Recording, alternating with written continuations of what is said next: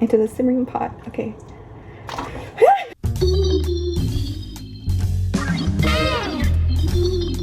Hi everyone, I'm tuning in from Sunnyvale, California at a friend's place, and I'm basically going to be teaching you how to make an authentic Burmese breakfast stew called mohinga while telling you everything that's been going on in my country for the past, I guess, several months.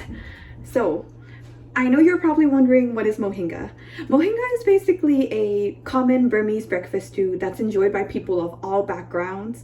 What I love about it is that it defies just class, it defies ethnicities, it defies everything. And here though, I don't know if you've probably seen it or not, but there's deconstructed versions of it, there's martini versions of it, and there's there's even pizza versions of it, and I feel like it kind of defeats the purpose of it, but that's another story for another day. These are a few of my favorite things. So the first step we'll actually be taking is to toast the uncooked rice seeds, but I don't really trust myself with an oven, to be honest. I just started learning how to properly crack an egg a few months ago, so I don't really trust myself around ovens.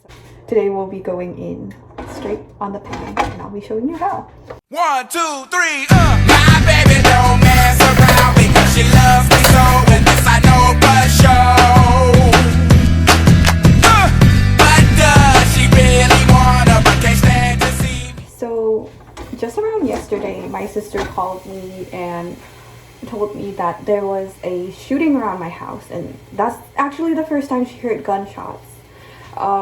Because back when I come from, when there's a loud crackle in the sky, it's usually just fireworks. So she assumed it is, but then she looked out the window and she just saw protesters running and the police just going after them with guns blazing, and it just made me wonder,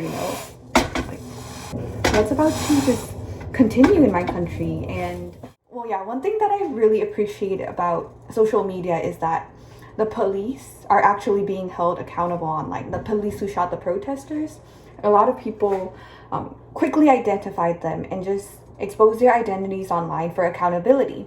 And I feel like that's a really cool thing, even though the government still has this new cybersecurity law that forbids people from saying anti-military things online. I think it's really cool that people are still finding ways around it and just, trying to demand accountability. So it says you have to cook until it's nice, golden brown and aromatic, so I think it's pretty ready. These are a few of my favorite things. So we're just setting it aside to cool in a mortar, and while we're doing that, I'll be prepping the other ingredients. In case you were wondering what that story about the protests and my sister was about, I'll basically be telling you about the military coup that's been going on in my home country of Myanmar. Basically, the military is detaining our democratically elected leaders. They've been just ordering police to open fire on peaceful protesters, and they're even arresting citizens who are speaking about it online. And I remember this has been going on ever since before I was born. Just Google the 1988 uprising and the Saffron Revolution. It's been going on throughout the duration of all these years that I just have never read about in history books or even seen in the Burmese media until I did my own research. I had to go, as a child, I had to physically go to internet cafes to get internet access and just read up on the history that I was never taught. To make the broth, you have to make sure you get a pot that perfectly fits the catfish, and you just go from there. So I've added 3 quarts of water, or what I think is 3 quarts of water, and let me grab my chopped lemongrass. I had it pre-chopped so that I don't have to embarrass myself with prep in front of y'all.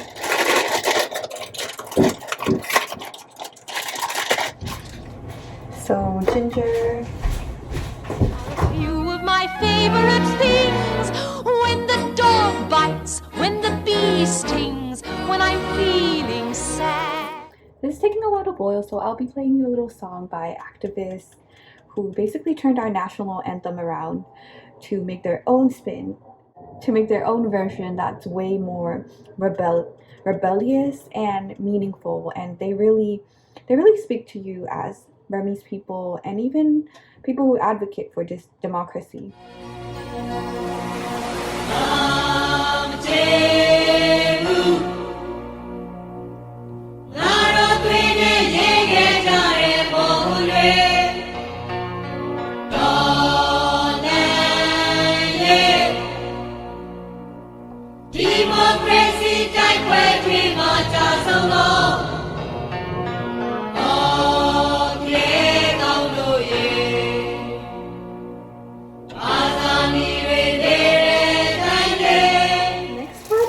A little complicated because I've never really dealt with catfish on my own.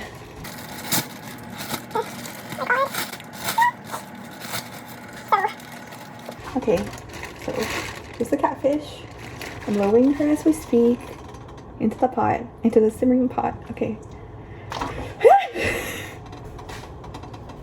Here's our boy, just bent, slightly bent. Slippery, just waiting to be cooked. So as we're waiting for our catfish to cook, I'm basically going to just be pounding the previous rice grains that we let cool a little. Trying to be making it into a paste.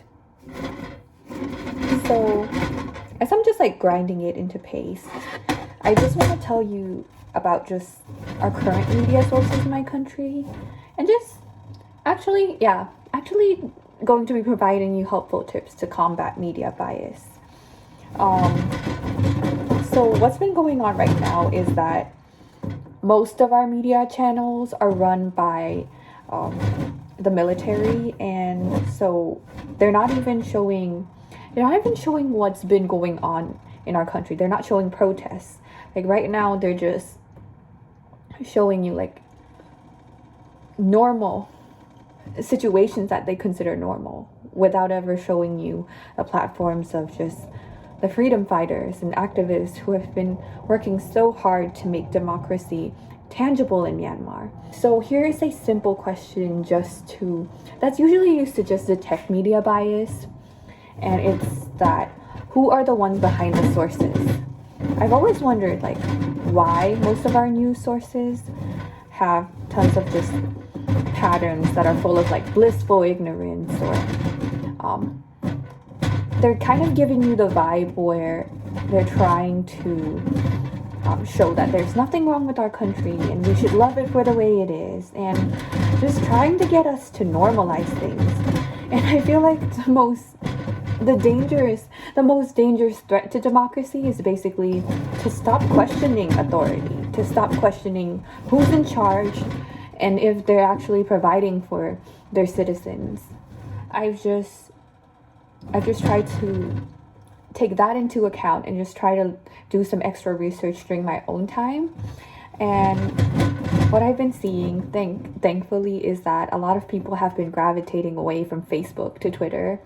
And so a lot of Burmese journalists have been doing that too. And a few that I would like to recommend are U Zinle, Wewenu, Tutu Ang, Cake Diamond, Emin Tan, and Red Jotu. Bloody. What if he comes alive?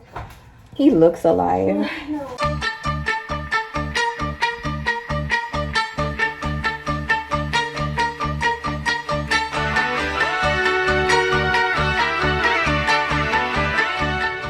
We're going to be returning the broth. Remember those toasted rice grains we did earlier?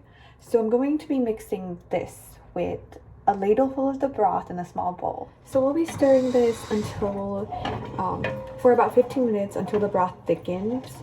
And as we're doing that, I'm going to be sharing you just meaningful ways to engage in just long-term allyship.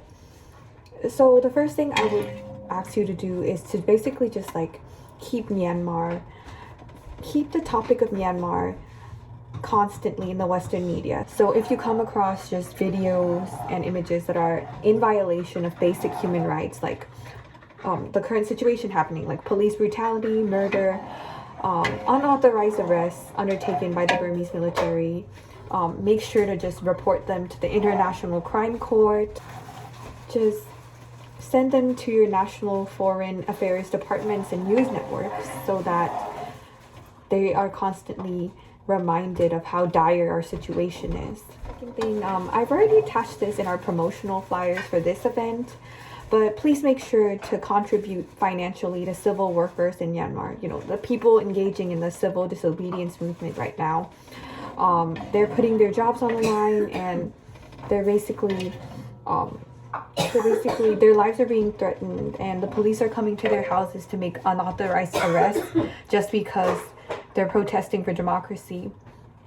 So directly contact me for more information, because I'm collecting funds on behalf of all these workers and mutual aid networks and grassroots organizations in Myanmar. And try not to give to large organizations like UNICEF, who have these vague umbrella terms of just redistributing aid to people, and oftentimes like they don't even reach the communities that we intend for them to reach. And okay, it's starting to thicken.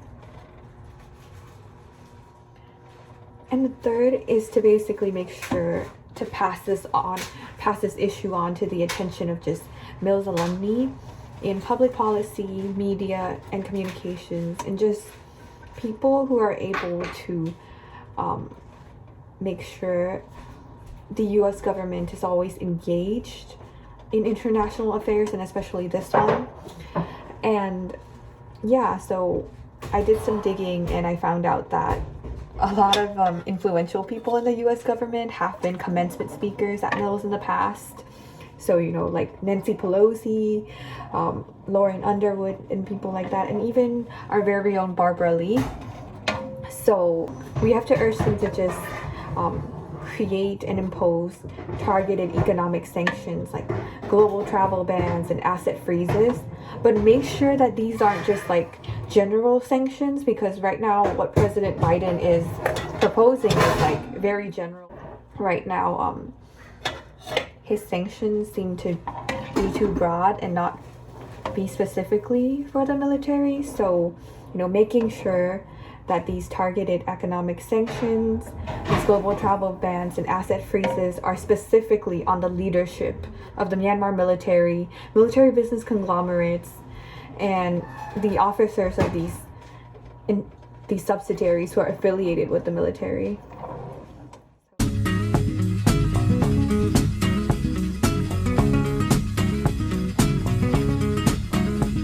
Jolene, Jolene, Jolene, Jolene, I'm begging of you, please don't take my man. Jolene, Jolene, Jolene. Since I took a little while to get this ready, the broth got soaked up by some of the noodles, as you can see, so it's not as pretty as I hoped it would be. Thank you all so much.